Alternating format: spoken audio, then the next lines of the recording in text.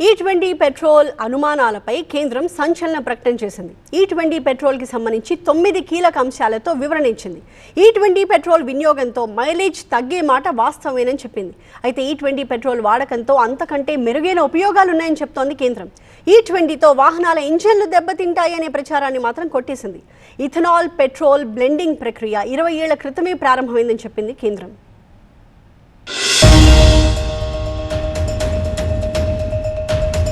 దేశవ్యాప్తంగా 20% ఇథనాల్ కలిపిన E20 petrol విధానం అమలు చేయడాన్ని కేంద్ర ప్రభుత్వం మరోసారి సమర్థించింది. E20 పెట్రోల్ కు సంబంధించిన ఆర్థిక సాంకేతిక అంశాలతో కూడిన 9 పాయింట్లను కేంద్ర పెట్రోలియం మంత్రిత్వ శాఖ వెల్లడించింది. ప్రధానంగా మైలేజ్ లో 3 నుంచి 5% క్షీణత ఉన్న పెర్ఫార్మెన్స్ మెరుగ్గా ఉందని తెలిపింది. ప్యూర్ పెట్రోల్ కంటే చౌకగా ఇది లభించదని స్పష్టం చేసింది. అంతర్జాతీయ చమురు సంక్షోభాల నుండి రక్షణ, రైతులకు సుస్థిరమైన ఆదాయం, మద్దతు ధరలు లభిస్తాయని తెలిపింది. అయితే అంతర్జాతీయ ధర $120 దాటితేనే ప్రత్యక్షంగా లాభం ఉంటుందని చెప్పింది. అలాగే పెట్రోల్ బంకుల్లో పెట్రోల్, E10, E20 అనే 3 వేరువేరు సరఫరా వ్యవస్థలు అసాధ్యమని స్పష్టం చేసింది. పాత ఇంజన్లకు ముప్పేమీ లేదని క్షేత్రస్థాయి గణాంకాలను వెల్లడించింది. ఇక ఇథనాల్ పెట్రోల్ అనేది ఇప్పుడు వచ్చిందేమీ కాదనేది 20 ఏళ్ల నాటి ప్రణాళిక అని ప్రకటించింది. E20 పెట్రోల్ వాడకంతో దేశ ఖజానాకు, గ్రామీణ ఆర్థిక వ్యవస్థకు భారీ లాభం చేకూరుతుందని కేంద్ర పెట్రోలియం శాఖ ఆశాభావం వ్యక్తం చేస్తోంది. E20 పెట్రోల్ వాడకంలో 9 కీలక అంశాలపైన క్లారిటీ ఇచ్చింది.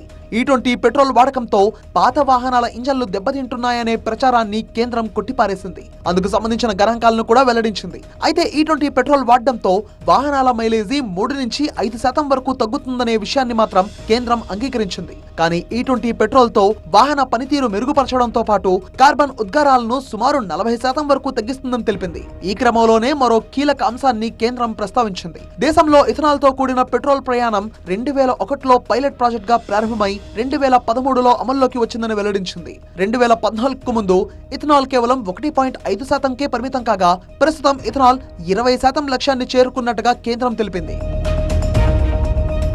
మరోవైపు ఇథనాల్ కలిపినంత మాత్రాన E20 ఇంధనం సాధారణ పెట్రోల్ కంటే తక్కువ ధరకు లభించదని కేంద్రం స్పష్టం చేసింది. ఎందుకంటే E20 పెట్రోల్ తయారీ ఖర్చు తక్కువేమీ కాదని తెలిపింది. అయితే E20 పెట్రోల్ ధర తగ్గాలంటే అంతర్జాతీయ మార్కెట్లో ముడి చమురుల ధరలు బ్యారెల్ $120 నుంచి $130 స్థాయికి పెరగాల్సి ఉంటుందని పేర్కొంది. అదే సమయంలో పెట్రోల్ బంకుల్లో ప్యూర్ పెట్రోల్, E10, E20 ఇంధనాలకు వేర్వేరుగా సరఫరా చేయడం కూడా అసాధ్యమని స్పష్టం చేసింది.